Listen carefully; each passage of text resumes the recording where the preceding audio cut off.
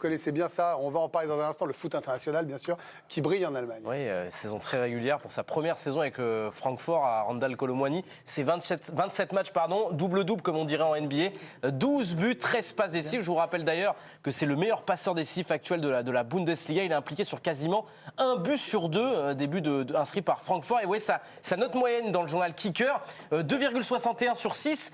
C'est la meilleure note, oui, parce qu'en Allemagne, on va de 1 à 6, 1 étant la meilleure note et 6 étant la pire note, donc meilleure note dans le journal Kicker. Bravo à lui. Je vous pose la question, est-ce que Randall Colomwani est un titulaire en puissance en bleu désormais? Regardons vos réponses. Qu'est-ce que vous me dites? Oui pour Alicia. Alors non pour Karim. Pas encore, mais bientôt pour Benoît. C'est presque un oui.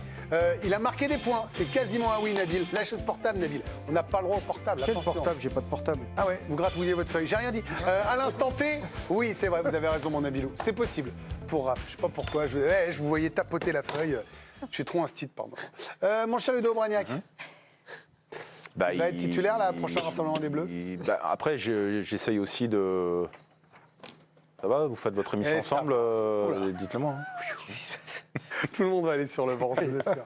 Alors, à non, mais à l'instant T, moi je pense à Christopher Nkunku qui est blessé de longue date et qui ne revient pas pour l'instant. Marcus Thuram est en grande forme aussi. Kingsley Coman est en train de revenir dans les clous. Donc il va y avoir de la concurrence, c'est sûr. On ne sait pas si Giroud reviendra, Mbappé sera là, probablement. Donc c'est un garçon qui postule, évidemment. Aujourd'hui, à l'instant T, c'est peut-être celui qui est le plus en forme. On verra. Est-ce que c'est un changement de système s'il est titulaire? Je pense pas, non. Il a montré qu'il pouvait évoluer sur le côté. On peut imaginer facilement que Mbappé prendra l'axe si Nkunku n'est pas là. Nkunku prendra l'axe s'il est remis de sa blessure. Donc il peut jouer facilement côté droit. Il l'a montré en Coupe du Monde. Et puis il a quelque chose, ce garçon. Il a apporté une énergie en finale de Coupe du Monde. C'est-à-dire que le match a basculé en partie grâce à lui.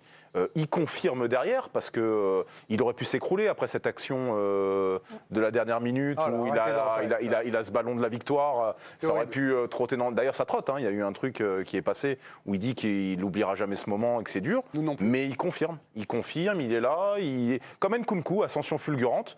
Donc oui, moi je le vois comme un titulaire potentiel pour la prochaine sortie des Bleus. Ludovic parlait de système. Il y a deux systèmes qui sont peut-être possibles aujourd'hui pour l'intégrer dans son 11 de départ. C'est de reprendre tout simplement le système dans lequel les Bleus ont terminé la finale face à l'Argentine. Alors on n'a pas mis forcément les mêmes joueurs, où il avait évolué sur le côté droit, Mbappé a évolué sur le côté gauche. Et souvenez-vous, c'était Marcus Thuram qui avait pris dans l'axe, ça avait beaucoup alterné. Ça, c'est la première solution, c'est de mettre ces trois garçons devant, c'est une possibilité. La deuxième possibilité, c'est un changement de système, de mettre deux attaquants devant et de l'associer, pourquoi pas, à Kylian Mbappé et d'avoir en soutien à Antoine Griezmann, par exemple, pour distiller des ballons. On disait souvent que la concurrence, Nabil Djellit, était extrêmement rude en attaque. Elle continue à l'être, puisque c'est vrai qu'il ne faut surtout pas oublier Christopher Nkunku. Mais moi, je voudrais qu'on se concentre sur le talent, la révélation, l'explosion de Colomwani. Est-ce que vous pensez que Deschamps peut être sensible à ce qu'il a fait en finale de Coupe du Monde et lui dire je te fais confiance et puis prouve-moi que tu peux être titulaire? De toute façon, on va partir sur un nouveau cycle et forcément, il y a des joueurs qui arrivent en fin de cycle. Ça va dépendre aussi de stop ou encore pour Giroud. Aussi, c'est une... Mais non, mais même s'il décidait de venir, Giroud, de lui-même ou si Deschamps le convoquait, il ne peut pas lui passer devant? C'est un peu dur. Je ne sais pas, peut-être pas tout de suite, mais en transition, oui. Après, il peut l'utiliser à plusieurs postes, c'est aussi sa chance. Mais voilà, il incarne la nouvelle génération. Voilà, c'est déjà demain avec ces joueurs-là. Et c'est une bonne nouvelle parce que on faisait souvent des débats pour savoir qui après Giroud, entre guillemets. Donc on avait identifié des joueurs. Ben Yedder, ça ne l'avait pas trop fait. Dembélé, on parlait de Moussa Dembélé de Lyon à un moment. Lui arrive, le timing, il est parfait. Et en plus, là où c'est une histoire qui est intéressante, c'est qu'il arrive un peu en 25e homme, un peu en invité de la dernière minute. Et il s'est retrouvé à marquer en demi-finale de la Coupe. Quand il est convoqué là, pour remplacer, je ne sais plus quelle était l'histoire. Quelqu'un s'imaginait une seule seconde qu'il allait marquer en demi-finale et qu'il était à deux doigts, qu'il a retourné une finale de Coupe du Monde, enfin du moins le scénario d'une finale de Coupe, personne, enfin pas moi en tout cas. Donc c'est vrai qu'il y a le côté ascension fulgurante, mais voilà, il va s'installer tranquille. Moi je pense que c'est un 9. Je ne le mettrai pas sur un côté. Ouais. Et j'imagine plutôt Mbappé se servir de lui, entre guillemets, soit comme pivot, soit aussi pour prendre la profondeur, parce qu'il la prend, il est capable de tout faire. Donc pour moi, il ressemble à un 9 moderne. Et en plus, je regarde un peu ses matchs en Allemagne et tout. En Allemagne, tu carottes pas, tu triches pas, tu cours. En plus, il a du volume. Donc voilà, il a un profil idéal. Après, c'est à lui d'écrire son histoire. C'est vrai, Nabil. Ascension C'est vrai, fulgurante. Nabil, validé C'est par vrai. Alicia. Je vous remercie. Je confirme tout ce que vous dites. Ascension fulgurante en Allemagne, où il est la nouvelle coqueluche de Bundesliga. La sensation de cette saison outre-Rhin a commencé par son entraîneur Oliver Glasner, qui considère que la Coupe du Monde a été un déclic pour lui. Écoutez-le. Attackieren, in die Tiefe spielen und La Coupe du Monde lui a permis d'affirmer sa personnalité, de mûrir et d'avoir encore plus confiance en ses qualités. Au quotidien, Randall prend de plus en plus ses responsabilités. Avant le mondial, il manquait trop d'occasions franches. À présent, on sent à chaque instant qu'il est heureux et épanoui. Il ne fait jamais la tête. D'autres louanges, celle de Lothar Matthäus, légende du Bayern Munich, aujourd'hui consultant sur la chaîne allemande Sky Sport, en admiration devant l'international français de 24 ans. Pour la Bundesliga, Kolo Muani est un atout majeur. Il est impressionnant de facilité dans ses gestes, plein de sang-froid face au but adverse et il a souvent le dernier mot dans les duels. Là où il en impose le plus, c'est qu'il brille à chaque match. Je n'ai pas le souvenir qu'il soit passé un jour à côté de son sujet. C'est la marque des futurs grands. Randall, on salue Pierre-Antoine Damcourt. Attendez, c'est pas un sketch. Parce C'était que là, la voix de Damcourt pour doubler Matthäus, bon. Matthäus dit vraiment ça, je vous le confirme. Oui, parce que je me méfie de ses fausses interviews à lui. Je l'ai lu. Et il peut finir, j'adore Alicia Dobi. Randall Kolo Muani, premier Français à s'imposer aussi vite depuis Franck Ribéry lors de la saison 2007-2008. Il fait aussi partie des favoris pour le titre de meilleur joueur de la saison. Il succéderait à son compatriote Christopher Nkunku, le joueur de Leipzig.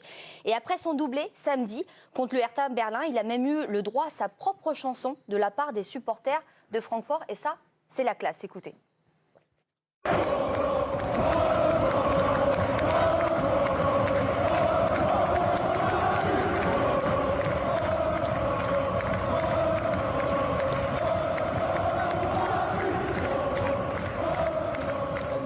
On rappelle que Kolo Muani est arrivé gratuitement l'année dernière en provenance de Nantes et qu'il pourrait valoir aujourd'hui jusqu'à 100 millions d'euros. C'est en tout cas ce qu'attendent ses dirigeants aujourd'hui. Vous êtes surpris par son niveau ou pas, Benoît Triboulinas? Non, parce que déjà, il montrait de belles capacités. Je pense qu'aujourd'hui, c'est un petit peu l'attaquant idéal que tout le monde aimerait avoir. Il marque des buts, il peut être passeur décisif.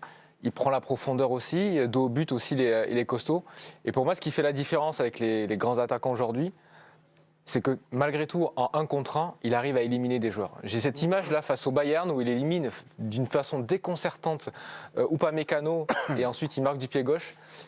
Il y a beaucoup d'attaquants comme Lewandowski qui ne sont pas capables de faire ça. Alors il a une marge de progression énorme, je ne dis pas aujourd'hui qu'il a le niveau de Lewandowski, mais il peut devenir un très grand attaquant. Et comme disait Nabil, moi en équipe de France, j'ai envie de le voir numéro 9. Parce que ce n'est pas un joueur de côté pour moi. C'est un pur neuf qui est capable de prendre la profondeur. Vous mettez Mbappé à gauche, vous mettez... S'il accepte de jouer à gauche. Ouais, mais vous mettez Mbappé à gauche, vous mettez Coman à droite. Voilà, on peut avoir une attaque équipe de France qui est assez incroyable. Quand il a choisi Francfort, Karim Benani, on entendait, alors certes, ils ont remporté la Ligue Europa, et ça n'arrive pas au club français de gagner, l'Eintracht comme ça. Ils ont eu un début de saison très difficile. On se disait, tiens, c'est curieux comme choix. Et là, ils sont à la lutte pour le titre. Ils sont en 8e de finale avec des champions. Il est en lice pour être le meilleur joueur de la Bundesliga, c'est un sans faute. Franchement, moi, ce transfert, je l'ai, entre guillemets, validé quand j'ai vu le match de Francfort à Marseille. Ah bah ça va alors. Si... non, mais pour moi, vous me demandez mon avis, je le donne. Parce que cette équipe-là m'a bluffé, moi, contre l'OM au Vélodrome. Elle était très bonne. Et au retour aussi, elle a réussi à revenir dans le match. Vous vous rappelez ce que certains disaient en disant... Oui. C'est un bon groupe, c'était le vainqueur de la Ligue Europa. Donc Francfort, plutôt un bon choix pour lui. Et puis surtout, il avait fait ce choix-là très tôt dans sa saison. L'année dernière, il avait signé en janvier pour le mois de juin. À la question, est-ce que vous y croyez? Non, parce que je pense que Deschamps est un sélectionneur qui prend son temps. Plutôt que de le mettre tout de suite titulaire, star de l'équipe de France en attaque aux côtés de Mbappé, je pense qu'il attendra de voir les différentes entrées de Kolo Muani, voir s'il est encore dans la lignée de cette Coupe du Monde, de son championnat avec Francfort, plutôt que de le parachuter comme ça tout de suite. Oui, mais là, il a vu en finale de Coupe du Monde. Il n'y a pas meilleur test. Bah si c'est sur la durée, le test, il est sur la durée, pas sur un match ou deux de Coupe du Monde, qui est évidemment. Mais est-ce qu'à l'inverse, il peut pas penser, je le mets titulaire de suite pour voir s'il a les épaules je crois pour pas. être le 9 des Bleus? Après, il y a une donnée qu'on ne maîtrise pas, c'est la donnée Giroud.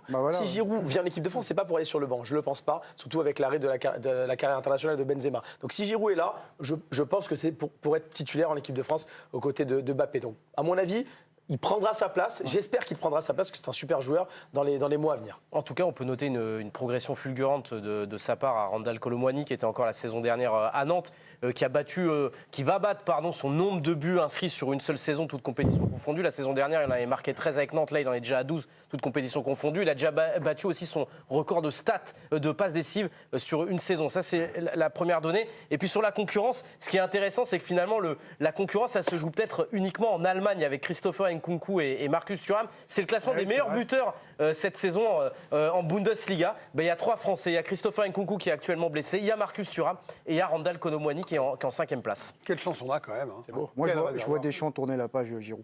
Je vois pas comment il peut pas faire ça. Et Varane est parti, Loris est parti. On en parlera tout à l'heure dans le baromètre des Bleus, parce que Giroud peut se retrouver en ballottage flopesque.